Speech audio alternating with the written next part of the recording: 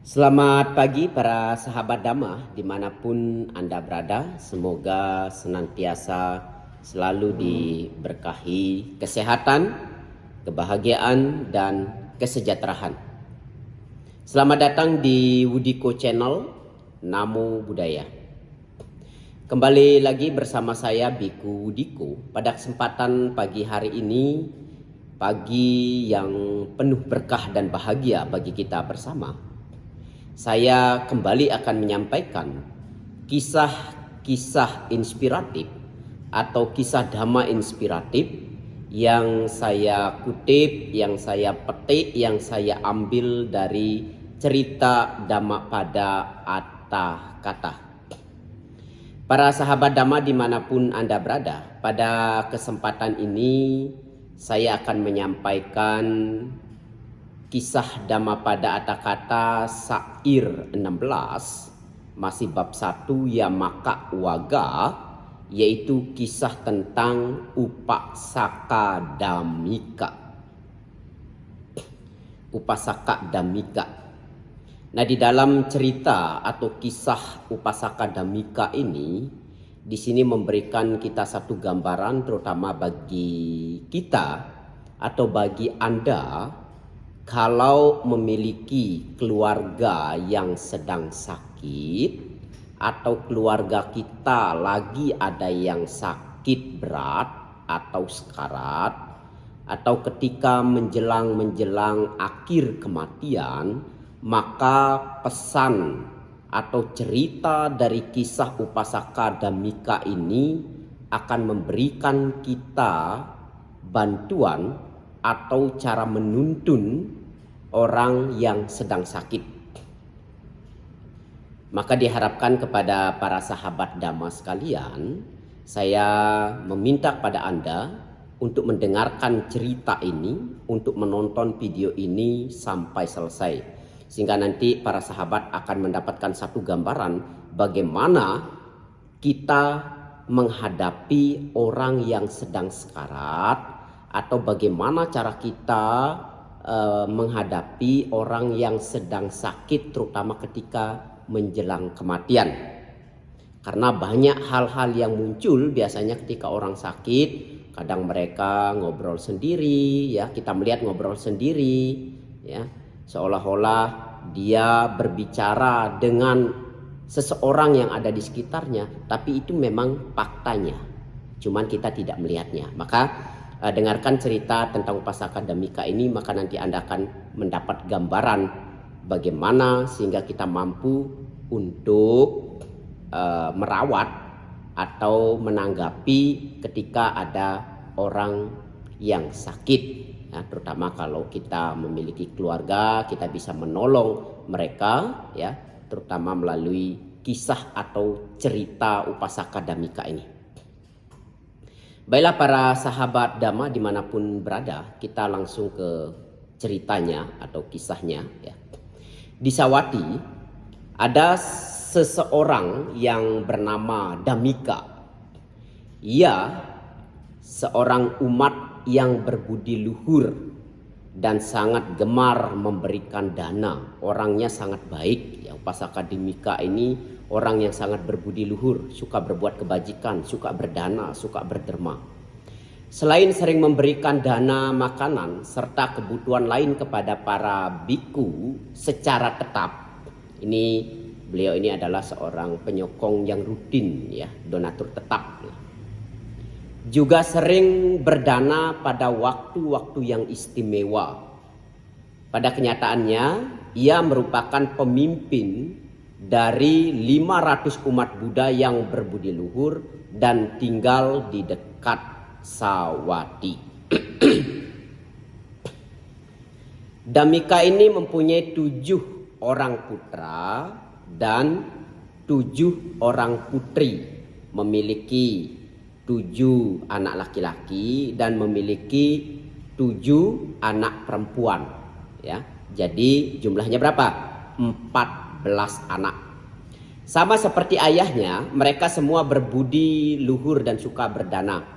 Nah, ketika Upasaka Dhammika ini jatuh sakit dan berbaring di tempat tidurnya, ia memohon kepada sangga untuk datang kepadanya, ya.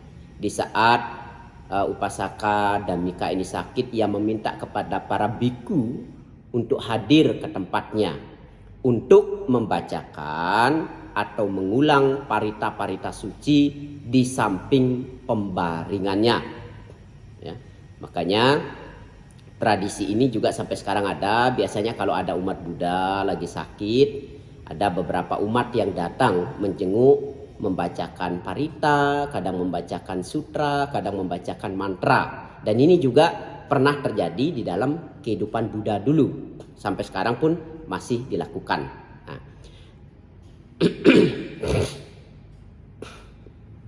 Ketika para biku sedang membacakan Mahasatipatthana Sutta, 6 kereta berkuda yang penuh dengan hiasan dari 6 alam surga datang mengundangnya pergi ke masing-masing alam. Di saat para biku membacakan Mahasatipatthana Sutta, ya, sutta tentang perenungan atau perhatian, ya, di mana ada 6 kereta dari masing-masing 6 alam dewa itu datang dan memohon atau meminta kepada Upasaka Dhammika ini mau ikut atau naik di kereta mana, tinggal pilih. Nah ini ya, kalau orang berbudi luhur, kalau orang bersuka berbuat kebajikan, di jelang akhir kematiannya, para dewa itu akan hadir dan menawarkan untuk kelahiran di alam bahagia, mau pilih di alam dewa mana, ya. Nah Upasaka Dhammika berkata kepada mereka untuk menunggu sebentar. Upasaka Dhammika meminta kepada mereka tunggu sebentar, ya, karena para biku sedang membacakan parita atau sedang mengulang sutta. Karena Upasaka Dhammika ini takut nanti mengganggu para biku yang sedang membacakan sutta. Biku-biku itu berpikir bahwa mereka disuruh untuk berhenti. Maka mereka pun berhenti dan kemudian meninggalkan tempat itu. Nah para bikunya jadi salah tanggap. Ketika Upasaka Dhammika ini bilang berhenti, maksudnya berhenti itu meminta para dewa ini untuk berhenti supaya tidak mengganggu para biku yang sedang mengulang sutta. Namun apa yang terjadi? Para biku salah persepsi, dipikirnya Upasaka Dhammika itu meminta mereka berhenti membaca sutta. Ternyata Upasaka Dhammika itu meminta para dewanya untuk berhenti supaya tidak mengganggu para biku. Namun karena para bikunya di sini tidak memiliki kemampuan batin untuk mampu melihat atau menembus bahwa yang hadir di situ yang meminta Upasaka Dhammika untuk mengikuti mereka adalah para dewa. Akhirnya para biku ini pun ketika Upasaka Dhammika bilang berhenti, para bikunya pun berhenti membaca sutta dan pergi meninggalkan tempat tersebut. Nah sesaat kemudian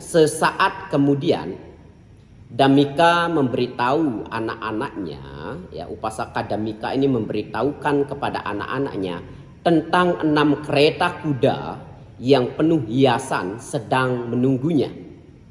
Ia memutuskan untuk memilih kereta kuda dari surga Tusita dan menyuruh salah satu dari anaknya memasukkan karangan bunga pada kereta kuda tersebut. Kemudian Upasaka Dhammika ini meninggal dunia dan terlahir kembali di surga Tusita. Demikianlah orang berbudi luhur berbahagia di dunia sana, di dunia yang sama, ya. Demikianlah mereka yang berbudi luhur akan berbahagia di dunia yang sama seperti di alam berikutnya. Nah, kemudian hal ini dibabarkan oleh Sang Buddha dan menyampaikan, ya ini cerita dari Buddha Gotama, ya. Kemudian Buddha menyampaikan syair 16 seperti berikut ini. Di dunia ini ia bergembira, di dunia sana ia bergembira. Pelaku kebajikan bergembira di kedua dunia ini. Ia bergembira dan bersuka cita karena melihat perbuatannya sendiri yang bersih. Jadi pelaku kebajikan atau mereka yang suka berbuat baik akan bergembira di dua dunia, di kedua dunia. Maksudnya apa? Di dunia ini dan di dunia berikutnya setelah mengalami kematian. Berbahagia di dunia ini dan bergembira di alam surga. Jadi para sahabat Dhamma dimanapun Anda berada, nilai moral apa atau poin penting apa yang dapat kita ambil, yang dapat kita petik dari kisah cerita Dhammapada inspiratif ini, yaitu hendaknya kita senantiasa selalu berbuat kebajikan, selalu berbuat baik. Karena pelaku kebajikan atau mereka yang suka berbuat baik akan bergembira di dunia ini dan bergembira di dunia selanjutnya. Di kedua dunia ini si pelaku kebajikan akan berbahagia. Kenapa? Karena mereka melihat perbuatan mereka sendiri yang bersih. Karena mereka melihat bahwa perbuatan mereka adalah perbuatan yang bersih. Untuk itulah para sahabat Dhamma, mari senantiasa di dalam kehidupan ini kita terus mengulang perbuatan-perbuatan baik. Karena perbuatan baik inilah yang akan menjadi bekal kita untuk kehidupan berikutnya. Dan satu lagi, di saat ada sanak saudara kita yang sakit, ketika mereka kadang suka berbicara sendiri, jangan berpikir bahwa mereka sedang kalau banyak orang dari sanak keluarga, kalau yang nggak tahu itu bilang ngacau. Ya, kita pikir kadang keluarga kita yang sakit itu kok suka ngobrol sendiri ngacau. Tidak, Ibu Bapak. Kadang mereka seperti berkomunikasi, itu benar-benar mereka sedang berbicara dengan orang-orang yang dilihat di sekitar mereka. Maka disitulah penting bagi kita untuk mengarahkan pikiran atau batin mereka yang sedang sakit untuk mengingat hal-hal yang bajik, untuk mengingat hal-hal yang baik, sehingga mereka tidak terjerumus ketika meninggal. Kalau mampu mengingat hal-hal yang baik, akan mampu mendorong mereka untuk terlahir di alam bahagia.